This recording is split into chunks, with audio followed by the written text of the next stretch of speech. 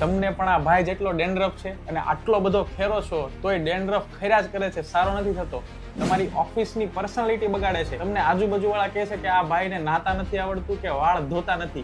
कैसे कैसे लोग रहते हैं यार यहाँ पर. પણ એનું કારણ આ વાળ ધોવાનું કે નાહવાનું નથી. એનું મેઇન કારણ બીજું છે. જ્યારે તમારો વાળ છે, સ્કાલ્પ છે, એ વાળની અંદર હેર ફોલિકલ હોય ને ત્યાંથી સિબમ એટલે કે ઓઇલ સિક્રેશન થતું હોય. હવે જે રેગ્યુલર માણસ છે એને તો રેગ્યુલર ઓઇલ સિક્રેશન થતું હોય એટલે ફોડો થતો નથી. પણ જેને ઓવર ઓઇલ સિક્રેશન થાય તો જે ગુડ અને બેડ બેક્ટેરિયા હોય એ આ ઓઇલને ખાય અને એનાથી તમારા જે વાળ હોય એની આજુબાજુ બાય પ્રોડક્ટ ખોડો જમા થતો હોય છે. અને આ ખોડો જ્યારે હેર ફોલિકલના 1 થી 2 લેયર સુધી જામી જાય તો તમને ત્યાં ઓક્સિજન ન મળે અને ખંજવાળ આવે. અને ખંજવાળ હોય એટલે આ ખોડો ખરે અને ખોડો ખરે એટલે સાથે તમારા વાળ પણ ખરે અને વાળ પણ ખરાબ થઈ જાય. તો આનું સૌથી સારું સોલ્યુશન છે કે તમે ઓઇલ સિક્રેશન ઓછું કરો. તો એના માટે બજારમાં ખૂબ સારા સેલિસિલિક એસિડ વાળા શેમ્પુ મળે છે. આ શેમ્પુ તમે રોજે માથું ધોવા માટે યુઝ કરો અને સાથે આયુર્વેદિક ઉપચાર કરો. એમાં 4 જાસૂદના ફૂલ લ્યો, 7 થી 8 તુલસીના પાન લ્યો અને 1 આમળું લ્યો. એને ક્રશ કરો મિક્સચરમાં અને એની પેસ્ટ કરો અને જે પાણી નીકળે છે એ પાણીને માથામાં લગાવો અને આ પેસ્ટને પણ માથામાં લગાવો. આ લગાવ્યા પછી 1 કલાક રહેવા દો અને પછી આ સેલિસિલિક એસિડ વાળા શેમ્પૂથી તમારું માથું ધોવો. રોજે આવું કરો જ્યાં સુધી તમને ફોડો સારો નથી થતો. શેર કરો તમારા મિત્રોને